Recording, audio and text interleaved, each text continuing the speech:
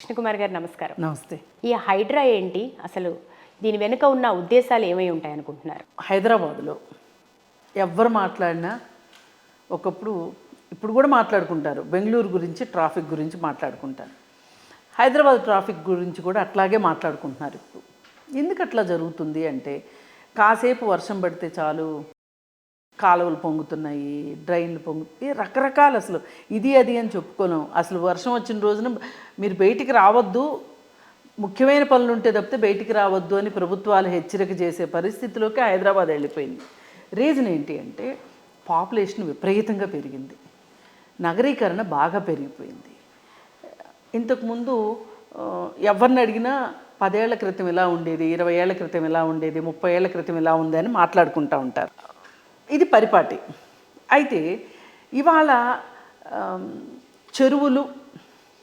చెరువులు పరిరక్షణ అనేది ఒక అంశం.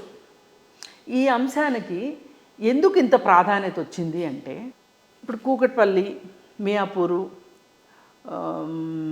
నిజాంపేట, ఇంకా కొంచెం ముందుకెళ్తే బోరంపేట, ఇట్లా ఆ ఏరియాల్లో చెరువులు ఉన్నాయి. ఆ ఏరియాల్లో ఒకప్పుడు ఫ్యాక్టరీలు బాగా ఉండేవి. HMT, Jeedimetla industrial area. ఈ అయ్యేసరికి ఏమైంది అంటే ఇక్కడ స్థిర నివాసం ఏర్పరచుకోవాలనుకున్నారు. హైదరాబాద్లో భూములకి అంత విలువ ఉండేది కాదు ఒకప్పుడు. అందుకని ఎవరంటే వాళ్ళు చిన్న చిన్న లేఅవుట్లు వేసేసి కొనేసుకునేవాళ్ళు. ఈ చెరువుల పక్కన కూడా లేఅవుట్లు వేసేసి ప్రభుత్వానికి తెలిసి కొంత, తెలియక కొంత, లంచాలు తీసుకుని కొంత, ఏది ఏమైనా సరే చెరువు దానికి ఒక ఎఫ్టీఎల్ ఉంటుంది, దానికి ఒక బఫర్ జోన్ ఉంటుంది. ఈ నాలెడ్జ్ లేని రోజుల్లోనే చెరువులు కబ్జా అయిపోయినాయి. ఇప్పుడు రామంతపూర్ చెరువు ఉంది, ఏం మిగిలింది? ఎంత పెద్ద చెరువు, 90% ఆక్యుపేషన్ అయిపోయింది. వర్షం వచ్చినప్పుడు మా ఇంట్లోకి నీళ్ళు వచ్చింది అంటారు, కానీ మీరు కట్టుకుంది చెరువులో. ఇట్లా రామంతపూర్ వైపు నుంచి మొదలెట్టి మనం మియాపూర్, బిహెచ్ఎల్ దాకా వెళ్తే చెరువుల పరిస్థితి ఇదే. ఒకవేళ ఇదే పరిస్థితి కనుక ఫ్యూచర్లో కొనసాగితే ఇక మనం అక్కడ చెరువు ఉండేదట అని చెప్పుకోవాలి, చెప్పుకునేటట్లు ఉండదు. ఇప్పుడు చెప్పుకుంటాం కదా, ఎల్లారెడ్డిగూడలో ఒక చెరువు ఉండేది, అదేంటిది యూసఫ్గూడలో ఒక చెరువు ఉండేది అని మాట్లాడుకుంటున్నాం. అట్లా మాట్లాడుకోవాల్సిన పరిస్థితి వస్తుంది. కానీ అలాంటి పరిస్థితి రాకుండా ఉండటం కోసం ఏం చేశారు అంటే ఇప్పుడు ఇవంతా డెవలప్ అయిపోయిన తర్వాత ఇంకిప్పుడు డెవలప్ అవ్వాల్సినంత మాదాపూర్ ఒకప్పుడు చాలా ఖాళీగా ఉండేది ఈ ఐటీ రాకముందు. అసలు మాదాపూర్కిను కొండాపూర్కి సంబంధం, ఇప్పుడు మనం చూపిస్తున్న జూబ్లీ హిల్స్కి కొండాపూర్కి మధ్యలో మాదాపూర్ ఉంటుంది కదా. మాదాపూర్ ఒక చిన్న ఊరు, అది ఒక చిన్న ఊరు అంటే ఇప్పుడు ఎవరు నమ్మరు. మరి చిన్న ఊరుగా ఉన్నప్పుడు చెరువులు అవునన్నా కాదన్నా పరిరక్షించబడతాయి. ఎప్పుడైతే జనావాసాలు పెరిగిపోతాయో, నగరీకరణ పెరిగిపోతుందో అప్పుడు ఏమవుతుంది, ఎక్కడ ఎంత స్థలం దొరికితే అక్కడ ఇల్లు కట్టేసుకుందాం అనుకుంటారు. ఈ కట్టేసుకుంటున్నారు, ఇట్లా జరిగిపోతున్నాయి. మన హైదరాబాద్ నగరానికి మరీ ముఖ్యంగా క్లీన్ అండ్ గ్రీన్ అని ఉండాలి. అలాగే విజన్ 2020 ఈ ప్లాన్స్ అన్నీ చంద్రబాబు నాయుడు టైంలో వచ్చినాయి. జన్మభూమి అని, చెరువులు శుభ్రం చేయటం అని, ఇట్లా రకరకాల ప్రోగ్రామ్స్ అవి వచ్చినప్పుడు ఏం చేశారు అంటే అప్పుడు లక్ష్మీ పార్సారథి భాస్కరు మనకి హుడా కమిషనర్గా కూడా ఉండేది.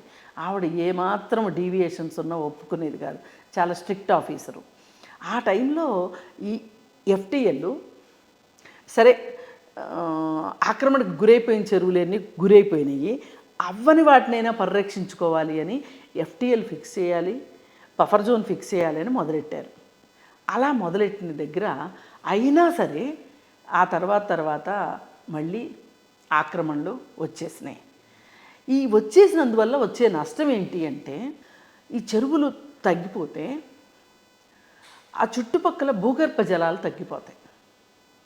ఇప్పుడు గండిపేట ఉంది, ఉస్మాన్ సాగర్ ఉంది, అదే హిమాయత్ సాగర్, ఈ 2 లేక్స్ నుంచి మనకి నీళ్ళు వస్తున్నాయి. అలాగే మోక్షగుండం విశ్వేశ్వరయ్య గారు హైదరాబాద్కి నీటి కొరత వస్తుంది అని చెప్పి గొలుసుకట్టు చెరువుల్ని రూపొందించారు. అంటే హైట్ నుంచి కిందకి ఒక చెరువు నిండింది. ఇప్పుడు దుర్గం చెరువు ఉందండి, దుర్గం చెరువు ఒక హైట్లో ఉంటుంది, దానికంటే కింద వేరే చెరువులు ఉంటాయి, వాటి కంటే ఇంకా హైట్ తక్కువ ఉన్న చెరువులు ఉంటాయి. ఇప్పుడు ఈ చెరువులో నీళ్ళు నిండినాయి అనుకోండి, ఫుల్ ట్యాంక్ లెవెల్ వరకు ఉండిన తర్వాత మిగతా నీళ్ళు అటు వెళ్ళిపోతాయి. మళ్ళీ అక్కడ నిండిన తర్వాత అలా వెళ్ళిపోతాయి. అంటే నీరు వృధా కాకుండా సాగునీరు తాగునీరుకి మనకి ఈ చెరువులు ఉపయోగపడతాయి. అయితే ఇలాంటి చెరువుల్ని మనం ఏ ఉద్దేశంతో అయితే చెరువులు కట్టారో సాగునీరు తాగునీరు కోసం, అలాగే భూగర్భ జలాలు పరిరక్షణ కోసం, ఆ అంతఃసూత్రం మాయమైపోయింది. ఎందుకంటే మనుషులకు స్వార్థం పెరిగిపోయింది, భూమి విలువలు విపరీతంగా పెరిగిపోయినాయి. ఈ పెరిగినప్పుడు అసలు ఎఫ్టీఎల్ కోసం 3 ఎకరాలు వదలటం ఏంటి, ఎఫ్టీఎల్ కోసం ఒక 20 ఎకరాలు వదలటం ఏంటి? ఇప్పుడు చెరువు మొత్తం ఉందనుకోండి, చుట్టూ ఎఫ్టీఎల్ ఉందనుకోండి, ఫుల్ ట్యాంక్ లెవెల్ వస్తే ఎక్కడి వరకు నీళ్ళు వస్తాయి అనేది ఉందనుకోండి, చెరువుకు 20 ఎకరాలు అనుకోండి, కనీసం ఒక 5 ఎకరాలు ఎఫ్టీఎల్ ఉంటుంది చుట్టూ లెక్కేసుకుంటే. మళ్ళీ దాని నుంచి బఫర్ జోను. ఇంత ల్యాండ్ ఎందుకు వేస్ట్ చేయాలి అని ఆలోచిస్తారు కొంతమంది గొప్పవాళ్ళు. సో ఇప్పుడు మీరు చెప్తున్నట్టుగా భూముల రేట్లు విపరీతంగా పెరిగిపోవడమే ఇందుకు కారణం అంటారు. అదొక కారణం. రెండో కారణం వ్యవసాయ భూములు వ్యవసాయేతర పనుల కోసం వినియోగించటం. అంటే భూమి వినియోగం మారినప్పుడు ఇలాంటి సమస్య వస్తుంది. అదే వ్యవసాయమే చేసుకుంటున్నారనుకోండి, ఎఫ్టీఎల్ సమస్య లేదు, బఫర్ జోన్ సమస్య లేదు.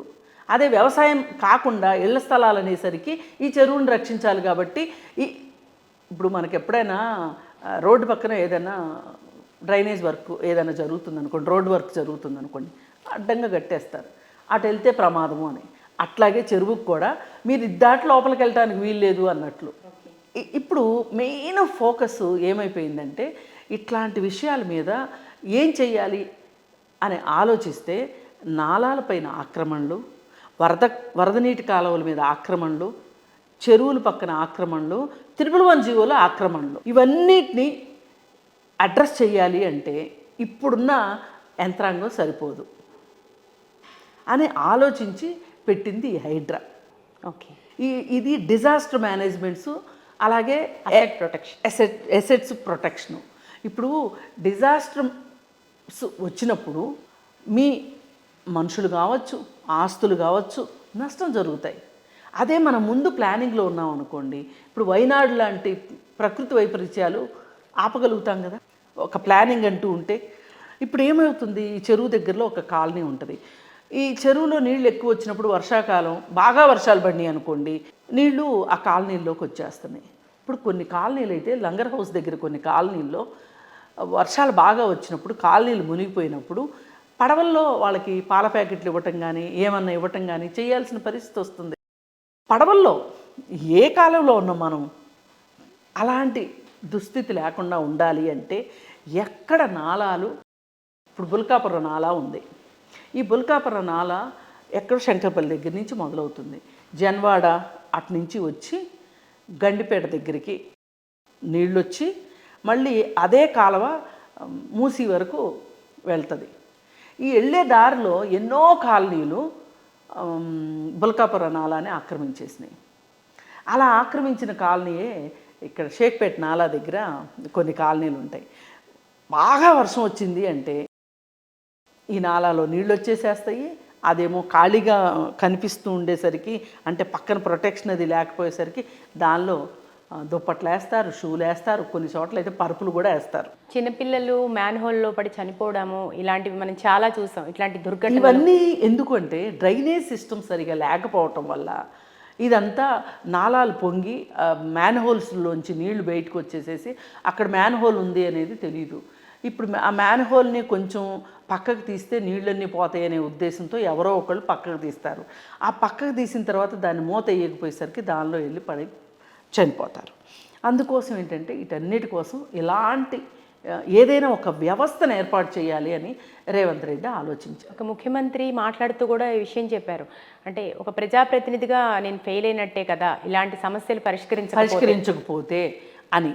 సరే, ఏది ఏమైనా ఆయన ఒక సంకల్పంతో ఎవరికి కోపం వచ్చినా, ఎవరికి బాధ కలిగినా, స్వపక్షీయుల దగ్గర నుంచి నిరసన ఎదురైనా, ప్రతిపక్షాల దగ్గర నుంచి విమర్శలు ఎదురైనా ఆయన ఆ పని చేసి తీరాలనుకున్నారు, చేశారు. ఆయన ఒక ఉదాహరణ కూడా చెప్పారు, భగవద్గీతను ఉదాహరించారు.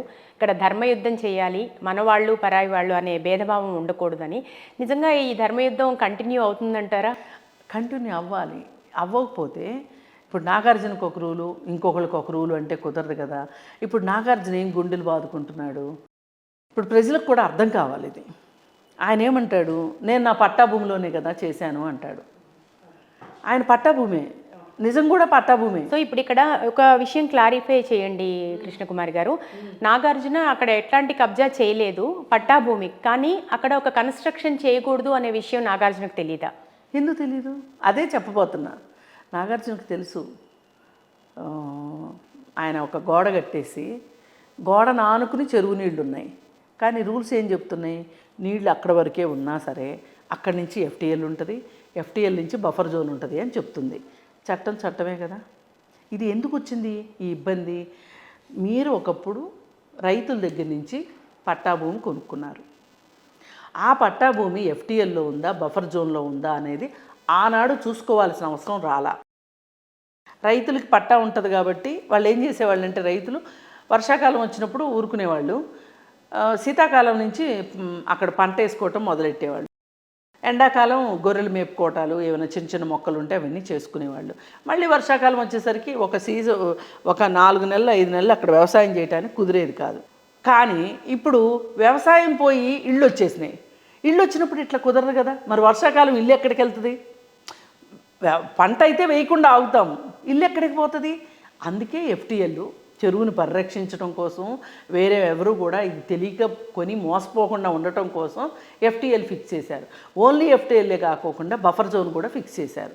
ఇప్పుడు బఫర్ జోన్ దేనికి వాడచ్చు, ఎఫ్టీఎల్ అసలు దేనికి వాడటానికి వీల్లేదు.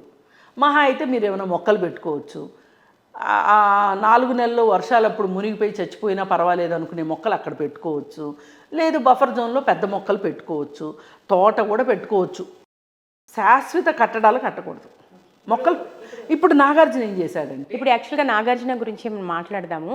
యాక్చువల్గా అక్కినేని నాగార్జునకి సంబంధించిన ఈ ప్రాపర్టీని కూల్చి హైడ్రా ఒక సంచలనం సృష్టించింది. సో మిగతా వాళ్ళ వెన్నులో కూడా వణుకు పుట్టే అవకాశాలు ఇక్కడి నుంచే స్టార్ట్ అయ్యాయని చెప్పాలి. సో ఇక్కడ నాగార్జున అంటారు, నాకు ఎటువంటి నోటీసులు లేవు అండ్ నాకు అన్ని పర్మిషన్స్ ఉన్నాయని. కానీ రంగనాథ్ మన స్టేట్మెంట్ చూసాం, అక్కడ ఎట్లాంటి స్టేలు కానీ అనుమతులు కానీ లేవు అని చెప్పేసి. ఏమంటారు మొత్తం మీద ఈ ఎన్కన్వెన్షన్ హిస్టరీ ఏంటి? ఎన్కన్వెన్షన్ హిస్టరీ, వాళ్ళ నాన్న కొన్నారు ఆ పొలం. వాళ్ళ నాన్న ఉన్న రోజులు వ్యవసాయం చేశారు. ఆయన హయాం అయిపోయిన తర్వాత నాగార్జున ల్యాండ్ని టేకప్ చేసి ఇంకొక పార్ట్నర్తో కలిసి అక్కడ ఫంక్షన్ హాల్ కట్టాలి అని నిర్ణయించుకున్నారు. అంటే కమర్షియల్ యూసేజ్ స్టార్ట్ చేశారు. ఈ కమర్షియల్ యూజ్ స్టార్ట్ చేసేటప్పుడు అప్పటికే ఈ బఫర్ జోన్లు, ఈ ఎఫ్టీఎల్లు కాన్సెప్ట్లు వచ్చాయి. వచ్చినా కానీ వ్యూహాత్మకంగా ఏం చేశారు అంటే, పట్టా ఉంది కదా అనే ఉద్దేశంతో ఆయన ల్యాండ్ ఉన్నంత వరకు ఆయన కన్స్ట్రక్షన్స్ చేసేశారు. మరి ఆయన పొలమే అనాలి దాన్ని, ఎందుకంటే వ్యవసాయేతర భూమిగా మార్చలేదు కాబట్టి. నాన్ అగ్రికల్చర్ దీని కిందకి మార్చలే ఆయన, అగ్రికల్చర్ ల్యాండ్ కన్వర్షన్ చేయలేదు కాబట్టి. మరి అక్కడ ఆయన ఈ షెడ్లు వేసి ఫంక్షన్ హాల్స్ చేశారు. పైగా చేసిందే చాలన్నట్లు వాటిని బీఆర్ఎస్ స్కీమ్ వస్తే కనుక బిల్డింగ్ రెగ్యులరైజేషను వచ్చినప్పుడు రెగ్యులరైజేషన్ కూడా పెట్టారు. రెగ్యులరైజేషన్ ఎందుకు చెరువు పక్కన మీరు ఎఫ్టీఎల్ బఫర్ జోను స్కెచ్ ఉంటేనే మేము చేస్తాము అని చెప్పి అన్నారు వాళ్ళు. అది ఆగిపోయింది. దీని మీద కూకట్పల్లి కోర్టులో ఒక కేసు కూడా నడుస్తూ ఉంది. ఇప్పుడు కోర్టులో కేసుల సంగతి మనకు తెలుసు కదా. అది పరిష్కారం అవ్వాలనుకుంటేనే అవుతుంది, అవ్వాలనుకోకపోతే అవ్వదు, అది అక్కడే ఉంటుంది కోల్డ్ స్టోరేజ్లో. అలాగే ఇంకొక ఆయన కసిరెడ్డి భాస్కర్ రెడ్డి గారని ఒక ఆయన హైకోర్టులో పిల్లేశారు. ఏమనంటే, ఈ తుమ్మిడికుంట చెరువు కబ్జా అవుతుంది, ఈ కబ్జా ఆపండి అని చెప్పి మీరు ఎఫ్టీఎల్ ఫిక్స్ చేయండి అని. కానీ హైకోర్టు కూడా చెప్పింది ఎఫ్టీఎల్ ఫిక్స్ చేయండి, బఫర్ జోన్ ఫిక్స్ చేయండి, ఒకవేళ నాగార్జునది కనుక ఎఫ్టీఎల్లో కానీ బఫర్ జోన్లో కానీ ఉంటే కూల్ చేయండి అని. మరి ప్రభుత్వం ఏం చేస్తుందండి? నిద్రపోతుందా? 10 సంవత్సరాలు 2014లో వచ్చింది హైకోర్టు తీర్పు. 2014 నుంచి 2024 సంవత్సరం వరకు, అంటే 10 సంవత్సరాల పాటు ఆ ప్రాంతంలో బిజినెస్ చేసుకుని నాగార్జున ఎన్ని డబ్బులు సంపాదించాడండి? ఈ ప్రశ్న అందరి సామాన్యులు ప్రతి ఒక్కరూ ప్రశ్నిస్తున్నారు. ఎందుకంటే బీఆర్ఎస్ ప్రభుత్వం ఏం చేసింది? ఏం చేసింది అని. ఇప్పుడు వీళ్ళు ఏం చేశారు అనే ప్రశ్న వస్తుంది అని తెలియగానే బీఆర్ఎస్ వాళ్ళు అసలు బీఆర్ఎస్ తన స్పష్టమైన వైఖరి కూడా ప్రకటించకపోగా వాళ్ళది కూలగొడతావా వీళ్ళది కూలగొడతావా అని అడుగుతారు. అంటే వాళ్ళ ఎవరి కూలగొట్టకపోతే మావి కూడా కూలగొట్టొద్దని. అసలు హైడ్రా వచ్చి 15 రోజులు ఆగాలి కదా, అదేదో పోయిన శతాబ్దంలో వచ్చిన హైడ్రా అన్నట్లు మాట్లాడుతున్నారు వాళ్ళు. అందుకని ఏంటంటే ఇవన్నీ మానేసి అక్కడ నాగార్జున చేసింది తప్పు. పైగా ఆయన ఆ 3 ఎకరాలు ఎఫ్టీఎల్లో ఉన్న ల్యాండ్ కావచ్చు, బఫర్ జోన్లో ఉన్న ల్యాండ్ కావచ్చు వదిలేసి ఆయన కట్టడాలు కట్టుకున్నట్లయితే గనక, అసలు ఇప్పుడు మామూలుగా ఒక పర్మిషన్ తీసుకుని ఒక కట్టడం చేసుకున్నారనుకోండి, దానికి బీఆర్ఎస్కి వెళ్ళాల్సిన అవసరం ఏముంటుంది? రంగనాథ్ గారు అదే ప్రశ్నించారు. ఆయన నాకు అన్ని అనుమతులు ఉన్నాయి, నా స్టే ఉంది, అది ఉంది, ఇది ఉందని మాట్లాడుతున్నారు. అసలు ఆయన అక్కడ కన్స్ట్రక్షన్కి ఒప్పుకుంటారు అంటే పర్మిషన్ తీసుకునే కట్టేవాళ్ళు, అక్కడ పర్మిషన్ రాదని తెలిసే పర్మిషన్ తీసుకోకుండా కన్స్ట్రక్షన్ చేశారు అని చెప్తున్నారు. ఇది 100% కరెక్టు. ఇక్కడ వ్యూహాత్మకంగానే నాగార్జున తప్పు చేశాడు. పైగా తను ఏంటంటే ఫేస్ సేవింగ్ కోసం కింద పడ్డ నాదే పై చేయని చెప్పుకోవటం కోసం నాకు పట్టా ఉంది అని చెప్తున్నారు. మీకు పట్టా ఉండొచ్చు, కానీ ఆ పట్టాలో ఏం చేయొచ్చు ఏం చేయకూడదు అనేది ప్రభుత్వమే చెప్తుంది. దాని ప్రకారమే మీరు నడుచుకోవాలి తప్పితే వేరేగా నడుచుకోవటానికి వీల్లేదు. ఇది క్లారిటీ. ఇలాంటి నిబంధనలు అతిక్రమించిన అందరి మీద ఈ చర్యలు ఉంటాయి. వాళ్ళకి దృష్టికి వచ్చిన ప్రతి దాని మీద చర్య ఉంటుంది. కాకపోతే ఇక్కడ ఓవైసీ వాళ్ళు, అలాగే మల్లారెడ్డి. ఓకే, అంటే ఈ ఎన్కన్వెన్షన్తో స్టార్ట్ అయిన ఈ ఫీవర్ ఇప్పుడు ఈ మల్లారెడ్డి తర్వాత ఓవైసీ తర్వాత ఇంకా పల్లా రాజేష్, సో వీళ్ళందరినీ కూడా తాకే అవకాశం ఉందంట. ఖచ్చితంగా. అందుకే వాళ్ళు ఏం చేశారు, హైకోర్టుకి వెళ్ళి స్టే కోసం అడిగితే హైకోర్టు ఏం చెప్పింది, నిబంధనల ప్రకారం వాళ్ళు చేసుకుంటూ వెళ్తారు, మేమేమీ చేయలేము, స్టే ఇవ్వలేము అని చెప్పింది. అయితే ఇప్పుడు రంగనాథ్ గారు ఏమంటున్నారు, విద్యా సంస్థలు కట్టారు వాళ్ళు అక్కడ. ఈ విద్యా సంస్థలు కట్టారు కాబట్టి ఎకడమిక్ అయ్యే వరకు మేము ఊరుకుంటాం, డిస్టర్బెన్స్ లేకోకుండా విద్యార్థుల భవిష్యత్తును దృష్టిలో పెట్టుకుని ఆ తరువాత వాళ్ళే కూల్చేయాలి, లేకపోతే మేము కూల్చేస్తాం అని చెప్తున్నారు. దీనికి వీళ్ళందరూ ఏమి రాగాలు తీస్తున్నారు, ఓవైసీ కావచ్చు, ఇంకొకళ్ళు కావచ్చు, ఏం బుద్ధ భవన్ లేదా, ఐమాక్స్ లేదా, ఎన్టీఆర్ గార్డెన్స్ లేదా, లేదు అనుకుంటే సెక్రటేరియట్ లేదా, సగం హైదరాబాద్ ఖాళీ అయిపోతుంది. ఈ చెత్త మాటలు మాట్లాడకండి. ఇప్పుడు అవన్నీ ఆ ఆఫీసులన్నీ ఉన్నది గవర్నమెంట్ ఆస్తులు, అవన్నీ ఆదాయం వస్తే గవర్నమెంట్కి వస్తుంది. మీకు ఫాతిమా కాలేజీ డబ్బులు సంపాదిస్తే ఎవరి జేబులోకి వెళ్తాయి? ఓవైసీ జేబులోకి వెళ్తాయి. మల్లారెడ్డి విద్యా సంస్థల మీద డబ్బులు వస్తే మల్లారెడ్డి జేబులోకి వెళ్తాయి. పల్లా రాజేశ్వర్ రెడ్డి చేతిలోకి కాలేజీల్లో డబ్బులు వస్తే ఆయన జేబులోకి వెళ్తాయి. పోనీ మీరు ఒక పని చేయండి, ఆ కాలేజీల్లో ఉన్న ప్లేస్ని గవర్నమెంట్కి ఇచ్చేయండి. ఇవ్వరు కదా, మీకు డబ్బులు కదా కావాల్సింది. పోనీ మీ కాలేజీలు కోల్చొద్దు అంటే మీరు ఏం చేయాలి అంటే, మీరు ఒక అప్లికేషన్ పెట్టుకోండి. ఏమనంటే, ఇప్పుడు ఎవరైనా ఒక మొక్క బీకితే వాళ్ళకి జరిమానా ఉంది. ఏం జరిమానా? డబ్బులు జరిమానా ఉంది, ప్లస్ ఒక మొక్కకి 10 మొక్కలు పెట్టాలి అనేది ఉంది. మరి మీరు మొక్కలు పెట్టండి. అంటే చెరువులు తవ్వండి. వేరే చోట మీకు చాలా ల్యాండ్స్ ఉన్నాయి కదా, ఒక్కొక్కళ్ళు మాకు 100 ఎకరాలు, ఎప్పుడన్నా పర్సనల్ ఇంటర్వ్యూలో గప్పాలు కొట్టుకుంటూ చెప్తారు కదా, నాకు ఇన్ని ఎకరాలు ఉంది, నాకు అన్ని ఎకరాలు ఉంది అని. మీకున్న ఎకరాల్లో మీరు చెరువులు తవ్వండి. ఈ చెరువులు కూడా మనుషులు తవ్వినయే, మరి చెరువులు తవ్వండి. అలా కుదరదు, ఇలా కుదరదు. చెరువు పక్కన ల్యాండే కావాలి మీకు. ఉన్న చెరువుల్ని ఆక్రమిస్తుంటే చెరువులు తవ్వే పరిస్థితి. దొరికిపోయారు కదా దొంగలు. ఫాతిమా కాలేజీ అయితే అచ్చంగా చెరువులోనే ఉంది. ఇప్పుడు బఫర్ జోన్లో పల్లా రాజేశ్వర్ రెడ్డికి ఆ బిల్డింగ్ కట్టారు, మల్లారెడ్డి అయితే అచ్చంగా చెరువులోనే కట్టాడు. సో ఇప్పుడు ఇక్కడ మీరు ఈ 2 టెక్నికల్ టర్మ్స్ ఇప్పుడు బాగా తెరపైకి వచ్చాయి, ఎఫ్టీఎల్ బఫర్ జోన్. సో చాలా మంది సామాన్యులకి ఈ విషయం తెలియదు. కొంతమంది కబ్జా చేసిన భూముల్ని పేదలకి, మధ్యతరగతి వాళ్ళకి ఏదో ఒకటి చెప్పి అమ్ముకున్న దాఖలాలు కూడా మనం చూసాం.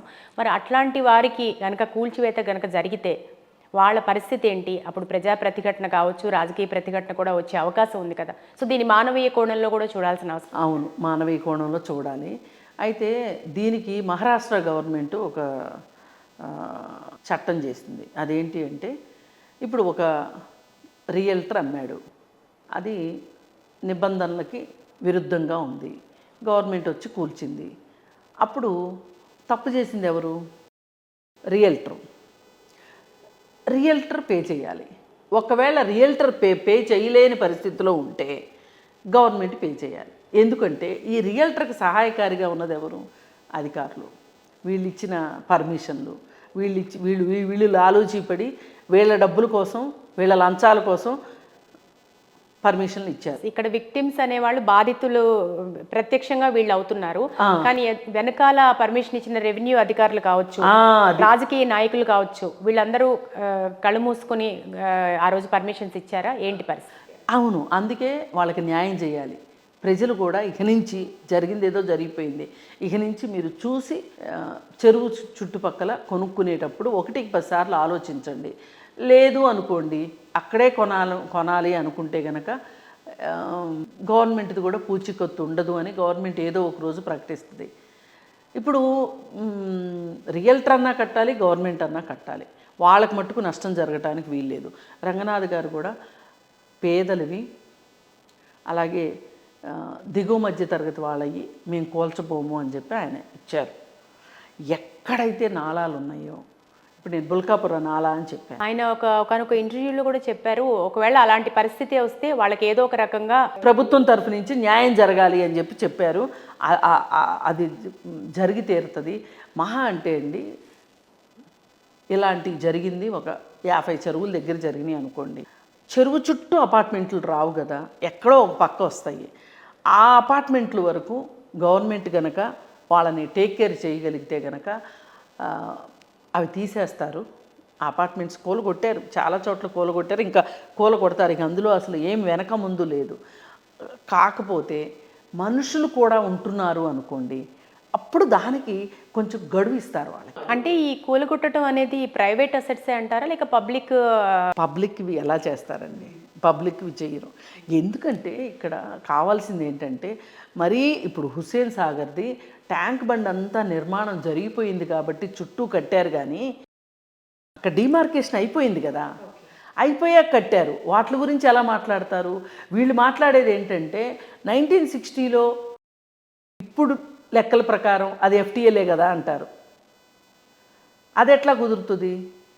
ఆ రోజు అసలు ఈ ఎఫ్టీఎల్ కాన్సెప్టే లేదు. అసలు ఇలాంటి పరిస్థితి వస్తుందనే అనుకోలేదు. అందుకని వాటన్నిటి పేర్ల వాళ్ళందరి చాటున మీరు ఆ బిల్డింగుల చాటున మీరు దాక్కోవాలని చూడొద్దు.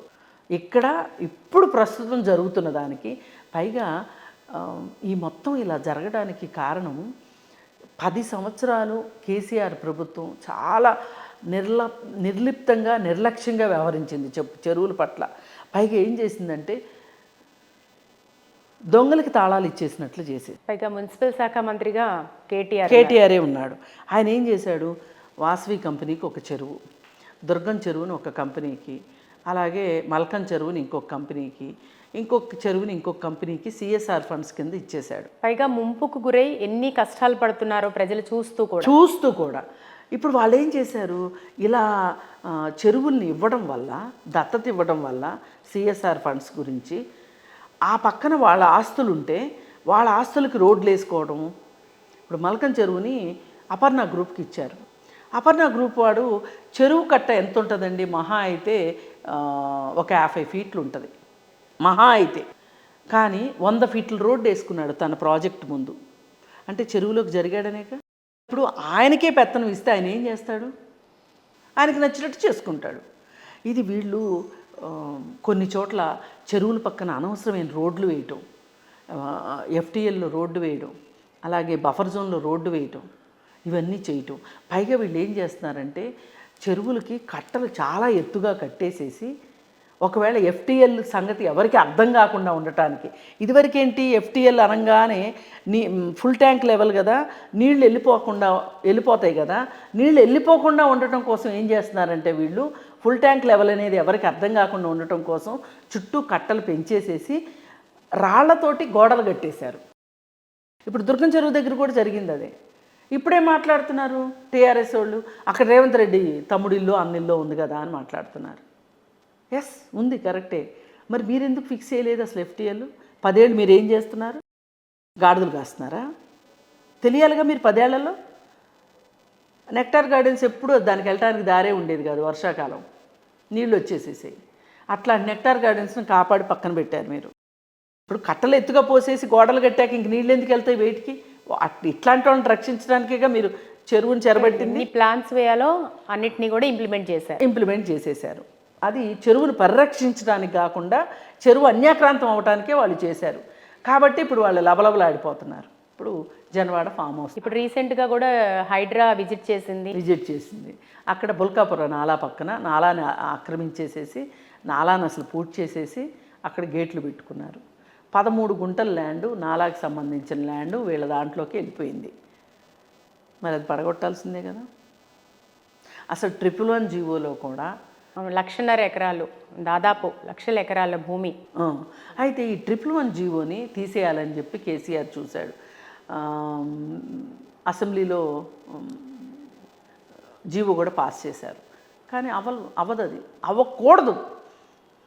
ఎందుకంటే గండిపేటకి హిమయత్ సాగర్లో నీళ్లు ఉంటేనే ఆ చుట్టుపక్కల గ్రౌండ్ వాటర్ ఉంటుంది, పైగా మన సిటీకి వాటర్ వస్తుంది. ఇప్పుడు మనం గండిపేట మీద నీళ్లు, ఇప్పుడు ఎక్కడో కృష్ణానది నుంచి నీళ్లు తెచ్చుకునే బదులు, ఎక్కడో గోదావరి నుంచి నీళ్లు తెచ్చుకునే బదులు మన పక్కనున్న వాటిని పాడు చేసుకోవడం దేనికి? అక్కడెక్కడి నుంచో తెచ్చుకోవడం ఏంటి? వర్షం వస్తుందని చెంబులో నీళ్లు బారబోసుకున్నట్లు. వస్తుంది వర్షం, రాకపోతే చెంబులో నీళ్ళు అయితే ఉంటాయిగా.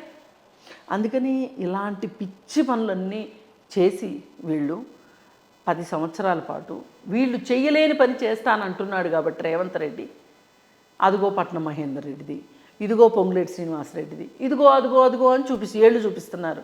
దాని బదులు వాళ్ళేమంటున్నారు, వాళ్ళ వైపు వాళ్ళే ఏళ్ళు చూపించుకుంటూ. అయితే ఇక్కడ బీజేపీ వ్యవహారం కూడా కొంచెం భిన్నంగా ఉంది, ఒక్కొక్కరు ఒక్కొక్కలాగా స్పందిస్తున్నారు, ఏమంటారు? బీజేపీ వాళ్ళది తలవదారండి. ఇప్పుడు ఎలా ఉంటాయంటే బండి సంజయ్ ఏం మాట్లాడుతున్నాడు, కాంగ్రెస్ వాళ్ళను టీఆర్ఎస్ వాళ్ళు కలిసి కవితకి బెయిల్ వచ్చిందని చెప్తున్నాడు. సెంట్రల్ గవర్నమెంట్ ఎవరు? పోనీ ఒకవేళ సెంట్రల్ గవర్నమెంట్లో కాంగ్రెస్ వచ్చుంటే అబద్ధం ఆడినా అతికినట్టు ఉండాలి, సామెత గోడ కట్టినట్టు ఉండాలి అని నమ్ముతారు ఎవరన్నా. అందుకని అలాంటి మాటలు మాట్లాడుతున్నారు. రఘునందన్ రావు ఒకలాగా మాట్లాడతాడు, ఈటెల రాజేందర్ ఇంకొకలాగా మాట్లాడతారు. ఇలా రకరకాల మాట్లాడి అవన్నీ పట్టించుకోవాల్సిన అవసరం లేదు. ఇవాళ కావాల్సింది ఏంటి అంటే నాగార్జున ఫామ్ హౌస్ని కన్వెన్షన్ కూల్చేయటం వల్ల సామాన్య ప్రజలకు ఏమర్థమైపోయిందంటే చట్టం మాకే కాదు, సామాన్యులకే కాదు, డబ్బులున్న వాళ్ళకు కూడా చట్టాలు వర్తిస్తాయి, చట్టాలు వాటి మీద కూడా వెళతాయి అనే ఒక నమ్మకం వచ్చింది. ప్రజల్లో ఆదరణ పెరుగుతుంది రేవంత్ రెడ్డికి. ఇప్పుడు చాలామంది అంటున్నారు వాళ్ళ పార్టీ వాళ్ళే వ్యతిరేకం అవుతారు కదా అని. అవుతారు, కానీ ప్రజల దగ్గర అవుతారుగా. అంటే మొత్తం మీద ప్రజాస్పందన పాజిటివ్గా ఉందంటారు? పాజిటివ్గా ఉంది. ఈ హైడ్రాకి సపోర్టింగ్గా మార్నింగ్ వాక్లు, ఈవినింగ్ వాక్లు కూడా జరుగుతున్నాయి. ఇప్పుడు ఎవరైనా ఏం కోరుకుంటారండి, మనం ఒక రోడ్డు మీద వెళ్తున్నాము, ఆ రోడ్డు మీద డ్రైనేజ్ పొంగిపోయి చెత్త అంతా ఉండి ఎన్ని ఉంటే మనం ఇష్టపడతాం? రోడ్డుకి అడ్డంగా కన్స్ట్రక్షన్స్, టెంపుల్ కన్స్ట్రక్షన్స్ మన ఏదైనా కావచ్చు. అందుకని ఏంటంటే మనం మన సిటీని క్లీన్ అండ్ గ్రీన్గా అట్టి పెట్టుకుందాము అనుకుంటే ఏం చెయ్యాలంటే అది చెయ్యాల్సిందే.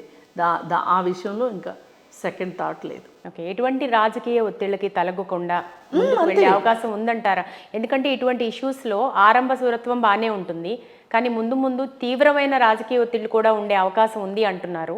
అంటే ఉన్నప్పటికీ కూడా ఇవాళ మూసీ ప్రాజెక్ట్ తీసుకుంటున్నాడు రేవంత్ రెడ్డి. మూసీ ప్రాజెక్టులు, మూసీ నది పక్కన చాలా ఆక్రమణలు ఉన్నాయి, అవన్నీ తీసేయాల్సిందే. వాళ్ళకి కావాలంటే వేరే చోట, ఇప్పుడు 30 ఏళ్ళ నుంచి 40 ఏళ్ళ నుంచి ఉంటున్నారనుకోండి, ఇదే ఇల్లుని నమ్మి ఉన్నారనుకోండి, వాళ్ళకి ఇంకెక్కడో ఇప్పుడు డిగ్నిటీ హోమ్స్ అవన్నీ కడుతున్నారు కదా, డబుల్ బెడ్రూమ్ హౌస్లు అవన్నీ. ఆ డబుల్ బెడ్రూమ్ హౌస్లో వాళ్ళకు ఒక హౌస్ ఇస్తారు. మనం మన నగరాన్ని సుందరంగా మలుచుకోవాలి అంటే ఇప్పుడు మనకి సేవ్ లేక్స్ సొసైటీ ఉంది, అలాగే గుడ్ గవర్నెన్స్ అనే ఒక పద్మనాభరెడ్డి గారు ఉన్నారు, అలాగే సేవ్ రాక్ సొసైటీ ఉంది. ఇలా రకరకాల వాళ్ళు ఉన్నారు. మన ప్రకృతిని కాపాడుకోవాలి అనుకునేవాళ్ళు, పర్యావరణాన్ని కాపాడాలి అనుకునే వాళ్ళు ఉన్నారు. వాళ్ళందరితోటి మీరు కూర్చొని మాట్లాడి వాళ్ళ ఇన్పుట్స్ కూడా తీసుకుని మీరు ఈ నగరాన్ని మంచిగా ముందుకు తీసుకెళ్ళండి. ఇవాళ హైదరాబాద్కు ఉన్నంత పేరు బహుశా సౌత్లో కానీ నార్త్లో కూడా కొన్ని చోట్ల కూడా లేదు అంత గొప్ప పేరు. ఇప్పుడు మనకి కేబీఆర్ పార్క్ ఉంది. కేబీఆర్ పార్కు ఎంత విశ్వవిఖ్యాతమైందంటే అసలు హైదరాబాద్ లాంటి నగరం నడిబొడ్డున ఇంత పెద్ద పార్క్ ఉందా అని ఆశ్చర్యపోతారు. అది ఎందుకుంది అంటే అదేదో చిన్న పార్క్ కనుకైతే ఎప్పుడో ఏదో, ఇప్పుడు అక్కడ కూడా పెద్ద పెద్ద కమర్షియల్ కాంప్లెక్స్లు అవన్నీ చేయాలంటే చేయొచ్చు, డబ్బులు బాగానే వస్తాయి. కానీ మనకి ఆక్సిజన్ ఎక్కడి నుంచి వస్తుంది? అన్ని చెట్లు. అసలు మనకి భాగ్యనగరం అంటేనే భాగ్ అంటే తోట, తోటలు నాకు అందమైన పూల తోటలు ఉండేవి, మంచి చెరువులు కాలువలతో చాలా అందంగా ఉండేది. అలాంటిది ఇప్పుడు ఒక కాంక్రీట్ జంగల్లా మారిపోయింది అంటే కారణం కబ్జాల వల్లనే. అందుకని ఏంటంటే మనం నగరాన్ని కాపాడుకోవాలి. అది ఎంతటి వాళ్ళైనా సరే వాళ్ళపైన చర్యలు తీసుకోవాలి. రేవంత్ రెడ్డి తీసుకున్న ఈ పని ఏదైతే ఉందో ఇది పులి మీద స్వారీ లాంటిది. మధ్యలో ఆపాడంటే అబాస్పాలు అవుతాడు. అందుకని ఆయన కష్టమైన నష్టమైన మరి ఇంత పెద్ద కార్యక్రమం తలకెత్తుకున్నప్పుడు ఆయన దాన్ని సమర్థించుకోవటానికి ఆయన తీసుకోవటం వెనకమాల, భగవద్గీత గురించి చెప్పటం వెనకమాల కూడా ఆయన చిత్తశుద్ధి కనిపిస్తుందని నమ్ముతున్నాం. ఒకవేళ కనిపించలేదనుకోండి, ఇప్పుడు పట్నం మహేందర్ రెడ్డిది కొట్టలేదు, పొంగులేటి శ్రీనివాసరెడ్డిది కొట్టలేదు, అలాగే వాళ్ళ బ్రదర్స్ ఏమైనా అతిక్రమణలు ఉంటే కొట్టలేదు అనుకుందాం సపోజు. కానీ పల్లా రాజేశ్వర రెడ్డిది మల్లారెడ్డిదే కొట్టారు అనుకుందాం, ఓవైసీవే కొట్టేశారు అనుకుందాం. ఎన్ని రోజులు దాచిపెడతారు ఈ విషయాన్ని? దాచిపెట్టలేరు కదా, తెలిసిపోద్ది కదా. అప్పుడు మనమే మాట్లాడదాం, మీరు నేనే మాట్లాడతాం కదా. ఇవాళ హైడ్రాని సపోర్ట్ చేసిన వాళ్ళం, రేపు పొద్దున హైడ్రా అబాస్పాలు అయితే మనమే మాట్లాడతాం. ఎందుకు ఊరుకుంటాం? ఇప్పుడు కేసీఆర్ మనకేం శత్రువులు కాదు, రేవంత్ రెడ్డి మనకేం చుట్టం కాదు. వాళ్ళు చేసినా తప్పు అన్నాం, రేపు రేవంత్ రెడ్డి చేసినా తప్పనే అంటాం. కానీ హైడ్రా ముందుకెళ్ళాలి. ఈ ప్రాజెక్టు దేశం మొత్తానికి ఒక పైలట్ ప్రాజెక్ట్ అవ్వాలని నేను కోరుకుంటున్నాను. ఇట్లాంటి వ్యవస్థలు కూడా ఎక్కడా లేవు. సో డెఫినెట్గా మీరు అన్నట్టు నిప్పితో చెలగాటమే, చూడాలి ఎట్లా ఉంటుందో పరిస్థితి. కానీ ఇంకొక పక్క కొన్ని కామెంట్స్ కూడా వినబడుతున్నాయి. ప్రజా సమస్యల్ని పక్కదో పట్టించడానికి ఆబ్వియస్గా మంచి కార్యక్రమాలు చేపట్టినప్పుడు విపక్షాలు ఏదో ఒక కామెంట్స్ చేయడం, దాని మీద విమర్శలు చేయడం సహజం. ప్రజా సమస్యల్ని పక్కదో పట్టించడానికి ఈ హైడ్రాని రంగంలోకి దించారు అనే కామెంట్స్ పట్ల మీరు ఏమంటారు? ఇప్పుడు వాళ్ళు వచ్చి ఎన్ని రోజులైందండి? అధికారంలోకి వచ్చి ఎన్ని నెలలు అయింది? 8 నెలలు. మీకు 10 ఏళ్ళు పట్టిన వ్యవహారాలు 8 నెలల్లో రేవంత్ రెడ్డి చేయాలంటే ఎలా చేస్తాడు? టైం ఇవ్వాలి కదా.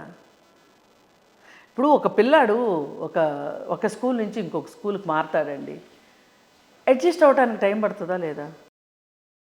అలాంటిది మనం ఒక ఇల్లు మారామనుకోండి, కొత్త ఇంట్లోకి అన్నీ సమకూర్చుకోవటానికి, సర్దుకోవటానికి, అడ్జస్ట్ కావటానికి అన్నీ పాలు పేపరు లాంటివన్నీ చిన్నయే కావచ్చు, అన్నీ ఒక్క ఇల్లు మారటానికి మనకి మారిన తర్వాత ఎన్ని రోజులు పడుతుంది?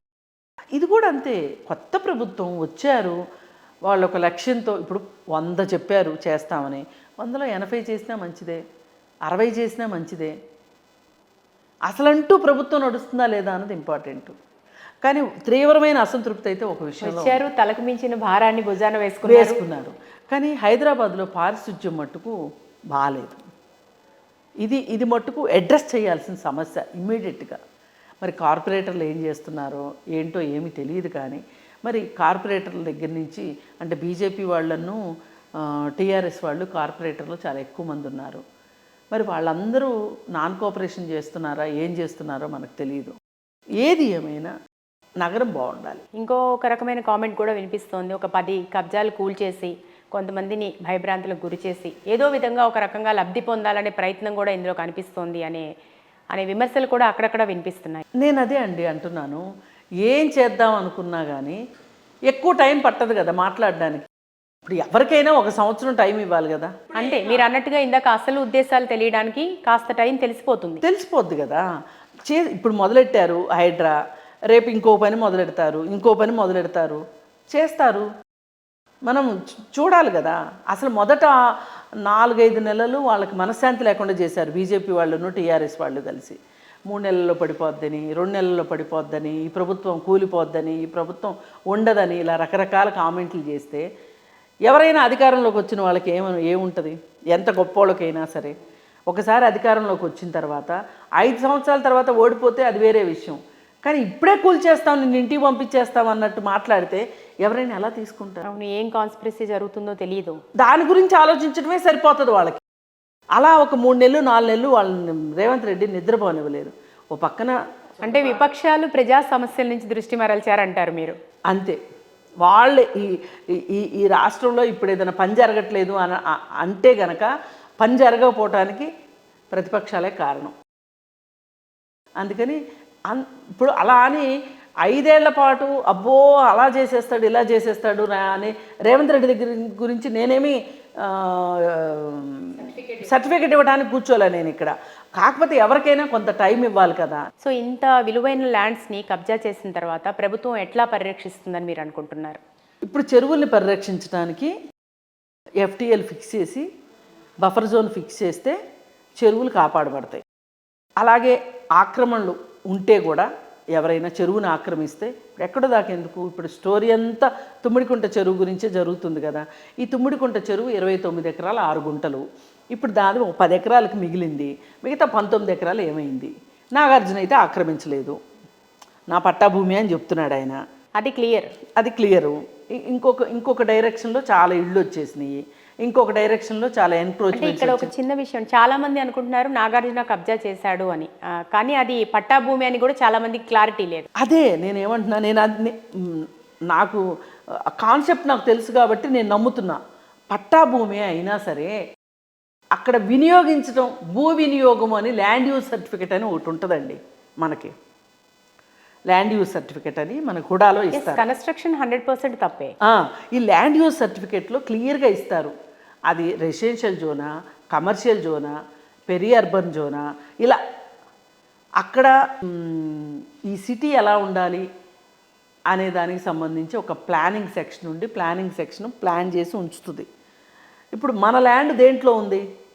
కమర్షియల్ జోన్లో ఉందా, రెసిడెన్షియల్ జోన్లో ఉందా, లేదు ఎఫ్టీఎల్లో ఉందా ఈ ల్యాండ్ అనేది. ఇప్పుడు మన చెరువుకు దగ్గరలో ఉన్న ల్యాండ్ గురించి సర్వే నెంబర్ గురించి మనం అక్కడికి వెళ్ళి ల్యాండ్ యూజ్ సర్టిఫికేట్కి అప్లై చేసామనుకోండి, దానిలో ఏమొస్తుంది? సింపుల్గా ఎఫ్టీఎల్ అని వస్తుంది. మరి ఎఫ్టీఎల్ అని వచ్చిన తర్వాత ఎఫ్టీఎల్ దాంట్లో కట్టుకోవచ్చా? కట్టుకోకూడదు. ఇప్పుడు ల్యాండ్ యూజ్ సర్టిఫికేట్ ఎప్పుడు అప్లై చేస్తారు? కన్స్ట్రక్షన్ చేయాలనుకున్నప్పుడు. కన్స్ట్రక్షన్ వాళ్ళు ఆ కన్స్ట్రక్షన్కి పర్మిషన్ ఇస్తారా లేదా అన్నప్పుడు ల్యాండ్ యూజ్ సర్టిఫికేట్స్ నువ్వు ప్రొడ్యూస్ చేయాలని ఉంటుంది.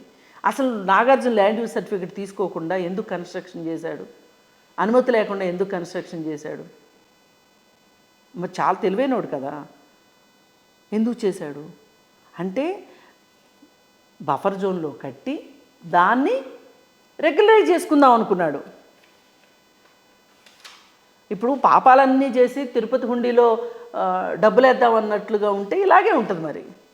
అందుకని ఆయన కబ్జా చేయలేదు, కానీ దేనికి వాడాలో దానికి వాడలేదు అన్నది మాత్రం వాస్తవం. అయితే ఇక్కడ ఈ ఒక్క మేజర్ ఇష్యూ ఏంటంటే ఈ మొత్తం ఈ హైడ్రా, ఈ రెస్క్యూ ఆపరేషన్స్ ఇవన్నీ చూసుకుంటే రియల్ ఎస్టేట్ రంగం మీద ఎలాంటి ప్రభావం చూపించే అవకాశం ఉందంటారు? నేను అనుకుంటాను రియల్ ఎస్టేట్కి మంచిది ఇది అనుకుంటాను. ఎందుకంటే ఏ ప్రాబ్లం లేదు ల్యాండ్ అనుకున్నారనుకోండి, దానికి విలువ అయితే పెరుగుతుందిగా. ఇప్పుడు మనకి చెరువు పక్కన ల్యాండ్ తక్కువకి వస్తుందని కొనుక్కోవడం మానేస్తారు కదా. ఇప్పుడు ఇంత గలాట అయిన తర్వాత కూడా వెళ్ళి చెరువు పక్కన ఏ పిచ్చోడు కొనుక్కున్నాడు అంటే వాడు అమాయకుడన్నా అయి ఉండాలి, దొంగన్నా అయి ఉండాలి. దొంగ ఎట్లా అవుతాడంటే నేను మళ్ళీ ఈ పార్టీ ఎన్నాళ్ళు ఉంటుంది, ఇంకో పార్టీ రాదా, వాళ్ళు హైడ్రాని తీసేయరా, లేదు నాకు తెలిసిన వాళ్ళు రెవెన్యూ డిపార్ట్మెంట్లో ఉన్నారు, నాకు తెలిసిన వాళ్ళు టౌన్ ప్లానింగ్లో ఉన్నారు అనుకుంటారు కదా. అనుకొని ఏం చేస్తారు, తక్కువకు వస్తుంది కదా అని కొనుక్కుంటారు. ఇప్పుడు మన 111 జీవో ఉంది. 111 జీవోలో ఇంకేముంది, జీవో ఇచ్చేశారు కదా అని చెప్పి చాలామంది వెళ్ళి 111 జీవోలో కొన్నారు. అప్పుడు వాళ్ళు కూడా ఏం చేశారు, 111 జీవోలో జీవో ఎత్తేసారనే పేరు చెప్పి రేట్లు విపరీతంగా పెంచారు. ఇప్పుడు నష్టపోతారా లేదా? 111 జీవో ఎత్తేయడం మట్టుకు జరగని పని. ఇప్పుడు మీరు ఆ ఏరియాలో ఉన్న రాజకీయ నాయకులకి బోలెడు ల్యాండ్స్ ఉన్నాయి, వాళ్ళందరినీ మీ జేబులో పెట్టుకోవటం కోసం 111 జీవో ఎత్తేస్తామని ఒక తాయిలం ఇద్దామని చూశారు. అది బూమరాంగ్ అయి మీ నెత్తిన పడింది టీఆర్ఎస్ వాళ్ళకి. ఇప్పుడు రేవంత్ రెడ్డి ఏదో చేయబోతున్నాడు, దీనివల్ల లబ్ధి పొందేస్తున్నాడు అనే ఒక భయం పట్టుకుంది. సరే, ఎవరేం మాట్లాడుకున్నా భూముల రేట్లు మట్టుకు మంచిగా ఉంటాయి దీనివల్ల. ఎందుకంటే మనం ఇప్పుడు కొనుక్కునే వాళ్ళకు కూడా, సామాన్య ప్రజానికానికి కూడా ఇది చాలా పెద్ద నాలెడ్జ్. ఇది ఓహో మనం ఎక్కడ కొనొచ్చు, ఎక్కడ కొనకూడదు, ఒక అవేర్నెస్ వచ్చింది, ఒక అవగాహన వచ్చింది. అందుకే అమాయకంగా మీరు కొనుక్కోవద్దు, మోసపోవద్దు, కొంతమంది రియల్టర్ల చేతిలో మీరు మోసపోవద్దు అని చెప్తున్నారు. మంచిదేగా. అలాంటప్పుడు ఎప్పుడైనా ఏ ప్రాబ్లము లేని దానికి విలువ ఎక్కువ ఉంటుంది, ప్రాబ్లం ఉన్నదానికి విలువ తక్కువ ఉంటుంది. ఇప్పుడు పంచాయతీ లేఅవుట్లో ప్లాట్ కొనుక్కున్నారనుకోండి, ఇప్పుడు అసలు పంచాయతీ లేఅవుట్లే లేవు. ఒకప్పుడు పంచాయతీ లేఅవుట్లు ఉండేవి, దానిలో ప్లాట్ తక్కువ రేటుకి దొరుకుతుంది. అదే సమయంలో అదే ఏరియాలో హుడా ప్లాట్ ఉందనుకోండి, హుడా ప్లాట్కి రేట్ ఎక్కువ ఉంటుంది. ఎందుకు ఉంటుంది? వాళ్ళు రోడ్లు పెద్దవి పెట్టాలి, పార్కులు చూపెట్టాలి, గవర్నమెంట్ ఏది అడిగితే అది నామ్స్ ప్రకారం చేయాలి. ఈ నామ్స్ ప్రకారం చేసినప్పుడు రియల్టర్ రేట్ ఎక్కువే పెడతాడు. మీరు ఇన్ని చూసిన తర్వాత, ఇన్ని తెలిసిన తర్వాత కూడా ఒక పంచాయతీ లేఅవుట్లోకి వెళ్ళి ప్లాట్ కొనుక్కుంటారా, హుడా లేఅవుట్లో కొనుక్కుంటారా? హుడా లేఅవుట్లోనే కొనుక్కుంటారు. పోనీ ఇప్పుడు ఇంకొక రెమెడీ కూడా ఇచ్చారు పంచాయతీ లేఅవుట్లకి. పంచాయతీ లేఅవుట్లు అన్నిటిని అనాథరైజ్డ్ లేఅవుట్లుగా గుర్తించి మీరు ఆథరైజ్డ్ చేసుకోవాలి అంటే ల్యాండ్ రెగ్యులేషన్ స్కీమ్ ఎల్ఆర్ఎస్ అని పెట్టారు. ఎల్ఆర్ఎస్లో అప్లై చేసుకోండి, మీ ప్రాపర్టీ మంచిగానే ఉంటుంది కదా. ఇప్పుడు మన దగ్గరున్న వస్తువు, బంగారు వస్తువు, అది 16 క్యారెట్ల, 14 క్యారెట్ల, 18 క్యారెట్ల, 20 క్యారెట్ల, 22 క్యారెట్ల, 24 క్యారెట్ల అనేది మనం అవేర్నెస్తో ఉంటే మనది ఎంత విలువైంది అనేది మనకు తెలుస్తుంది. బంగారం కొనుక్కునేప్పుడు ఇవన్నీ చూసుకుంటాం కదా. అయితే మీరు చెప్పినట్టుగా ఇది పాజిటివ్ వేలో బాగానే ఉంది, కానీ ఇప్పుడు ల్యాండ్స్ ఏది ఎఫ్టిఎల్, ఏది బఫర్ జోన్ అనేది ఎట్లా సామాన్యులకి తెలుస్తుంది, ఎక్కడి వరకు అనేది? ఇక్కడ ప్రభుత్వం చేయాల్సిన పని ఉంది. ఇక్కడ ఈ హైడ్రా ఆ పని కూడా చేయాలి. అసెట్స్ ఇందాక ఏంటి చెప్పారు మీరు, అసెట్ ప్రొటెక్షన్ అన్నారు కదా, ఇది అదే. వాళ్ళు ఎఫ్టిఎల్ ఫిక్స్ చేస్తారు, బఫర్ జోన్ ఫిక్స్ చేస్తారు, గవర్నమెంట్ ల్యాండ్లకు బోర్డులు పెడతారు. నిన్న మొన్నటి దాకా చాలా గవర్నమెంట్ ల్యాండ్లకు బోర్డులు లేవు, ఇప్పుడు గవర్నమెంట్ ల్యాండ్లకు బోర్డులు పెట్టారు. గవర్నమెంట్ అసెట్స్ని కాపాడటానికే ప్రభుత్వం ఉంది, కబ్జాకోరుల దగ్గర నుంచి. అలా ఉన్నప్పుడు ఇప్పుడు అక్కడ గవర్నమెంట్ బోర్డు పెట్టారు. ఈ బోర్డు పెట్టకముందు ఈ ల్యాండ్ నేను అమ్ముతాను అని ఎవరి దగ్గరన్నా అడ్వాన్స్ తీసుకున్నారనుకోండి, పేపర్లు చూపించారనుకోండి, ఇస్తారు కదా, అడ్వాన్స్ ఇస్తారు కదా. ఇప్పుడు అక్కడ గవర్నమెంట్ ల్యాండ్ అని బోర్డు పెట్టింది గవర్నమెంట్, ఎవరైనా ఇస్తారా మరి డబ్బులు? ఇవ్వరు. ఈ పని చేయాలి గవర్నమెంటు, అప్పుడు ప్రజలు మోసపోకుండా ఉంటారు. అర్జెంటుగా ఎక్కడైతే ఎఫ్టిఎల్ ఫిక్స్ చేయలేదో అక్కడల్లా ఎఫ్టిఎల్ ఫిక్స్ చేయాలి అర్జెంటుగా. చెరువుల దగ్గర బఫర్ జోన్ ఫిక్స్ చేయాలి. అలాగే గవర్నమెంట్ ల్యాండ్స్ ఏవైతే ఉన్నాయో ఆ గవర్నమెంట్ ల్యాండ్స్ అన్నిటికీ బోర్డులు పెట్టాలి. అలాగే నాలాలు ఏవైతే ఉన్నాయో ఆ నాలాల మీద మీరు కట్టుకున్నారు అంటే కూల్చేస్తాము అనే ఒక సంకేతాన్ని పంపాలి. ఇప్పుడు హైదరాబాద్లో నాలాల పక్కన చాలామంది పేదలు ఇల్లు కట్టుకున్నారు, వాళ్ళందరికీ ఓట్లు వచ్చినాయి. ఇప్పుడు అవన్నీ కూలగొడతాము అని చెప్పి ప్రభుత్వం ఒక నిర్ణయం తీసుకుందనుకోండి. తీసుకున్నప్పుడు ఏం చేస్తారు, ఆ బస్తీలో ఉన్న లీడర్లు వాళ్ళ కార్పొరేటర్ దగ్గరికి పరిగెట్టి ఇలా వాళ్ళు పగలగొడతామంటున్నారు, మరి ఏంటి సంగతి అని అడుగుతారు. కార్పొరేటర్ ఆ ఓట్లు పోగొట్టుకుంటానికి సిద్ధపడతాడా? సిద్ధపడ్డావు. అందుకని ఏం చేస్తాడు, అక్కడ వచ్చి నుంచుంటాడు. ఎవడొస్తాడో రండి చిటికలేస్తారు. ఈ గవర్నమెంట్ వాళ్ళు ఈ పగలగొట్టడానికి వెళ్ళిన వాళ్ళు వెనక్కి వచ్చేసేస్తారు. ఇదే జరుగుతున్న ప్రాసెస్ కూడా. ప్రాసెస్ ఇది. ఈ విషయంలో అన్ని పార్టీల వాళ్ళు ఏకమైపోతారు. అన్ని పార్టీల వాళ్ళు ఎక్కడ అవ్వాలి? చట్ట ప్రకారంగా పనులు చేసే పనుల్ని చేయనివ్వడానికి ఏకం కావాలి. మీ ఎజెండాలన్నీ పక్కన పెట్టండి. ఆఖరి సంవత్సరంలో చూసుకోండి, ఎలక్షన్ ఇయర్లో ఎలక్షన్ చేసుకోండి. మిగతా 4 ఏళ్ళు అంటే ఏకం కావాలి అంటే వాళ్ళకి రాజకీయంగా ఇట్లాంటి భూములు ఎక్కడా ఉండకుండా ఉండాలి కదా. కానీ అందరికీ ఉన్నాయి కదా, అందరికీ ఉన్నవి కబ్జా భూములే కదా. అందరికీ ఉన్నాయి కబ్జా భూములే. వీళ్ళు అవి పెద్దవాళ్ళు చేసేవి, పెద్దవాళ్ళని కూడా వదలమని వీళ్ళు చెప్తున్నారు. ఇప్పుడు నేను అనేది నాలాల గురించి చెప్తున్నా. నాలాలు, కాలువలు, వీటి మీద ఆక్రమణలు ఏవైతే ఉన్నాయో, మూసి పక్కన ఆక్రమణలు ఏవైతే ఉన్నాయో అవి తొలగించేటప్పుడు మీరు ప్రజల పక్షాన ప్రజాప్రతినిధులు ఏం మాట్లాడాలంటే, ఇప్పుడు ఇన్ని సంవత్సరాల నుంచి నమ్ముకుని ఉన్నారు వాళ్ళకి రీహాబిలిటేషన్ చూపించండి, ఇంకొక చోట వాళ్ళకి చూపించండి అనేది మీరు డిమాండ్ చేయండి. అంతేగాని తీసేయొద్దు అనే హక్కు మీకు లేదు. ఇప్పుడు హుస్సేన్ సాగర్లోకి చాలా నాలాలు వస్తున్నాయి. ఈ వచ్చే నాలాలన్నీ కనుక పూడికలన్నీ కరెక్ట్గా తీశారనుకోండి, నాలాలు ఆక్రమించిన కట్టిన చిన్న చిన్న ఇళ్ళు ఏవైతే ఉన్నాయి అనుకోండి, అట్లాంటి వాటన్నిటినీ మీరు తొలగించితే గనక నగరంలో వరదలు రాకుండా ఉంటాయి కదా, డ్రైనేజీలు పొంగకుండా ఉంటాయి కదా. ఈ పని చేయటానికి కూడా బాధ ఏంటి? ఇది కావాల్సింది. ఈ చిత్తశుద్ధి కావాలి. ఇది మన నగరం బాగుండాలి అని అనుకోవాలి. రాజకీయ నాయకులు ఎవరైనా సరే, ఏ పార్టీ అయినా సరే, ఇట్లాంటి విషయాల్లో మీరు ఒకరికొకరు సహకరించుకోవాల్సిందే. అలా కాకుండా ఈరోజు మనం చూస్తున్న వాతావరణం ఎట్లా ఉంది అంటే, జిహెచ్ఎంసి పరిధిలో ఏదైనా ఒక సమావేశం జరుగుతుందనుకోండి, కాట్ల కుక్కల్లాగా పోట్లాడుకుంటున్నారు. అసెంబ్లీ అనుకోండి, పోట్లాడుకుంటున్నారు. అక్కడ అంతే, సభ్యతా సంస్కారం మర్చిపోయి ఒకళ్ళనొకళ్ళు తిట్టుకుంటున్నారు. అధికార పార్టీ ఒకటి ఏదైనా తీసుకొచ్చింది అంటే చాలు, దానిలో కోడిగుడ్డు మీద ఏకలు పీకినట్టు పీకి ఆ పని జరగకుండా చేస్తున్నారు తప్పితే మీ వంతు సహకారం మీరు ఇవ్వట్లేదు. బాధ్యత గల ప్రతిపక్షాలుగా జనాలు వ్యవహరించట్లేదు. రాజకీయ నాయకులు ఆ పరిణతి లేదు వీళ్ళకి అనేది వాస్తవం. అది రావాలి. అది వచ్చిన రోజున ఇట్లాంటి అసలు మనం మాట్లాడుకోవాల్సిన అవసరం. ఇట్లాంటి రెవెన్యూ ఇష్యూస్లో సాధారణంగా ఐఏఎస్ ఆఫీసర్లను నియమించడం మనం చూస్తాము.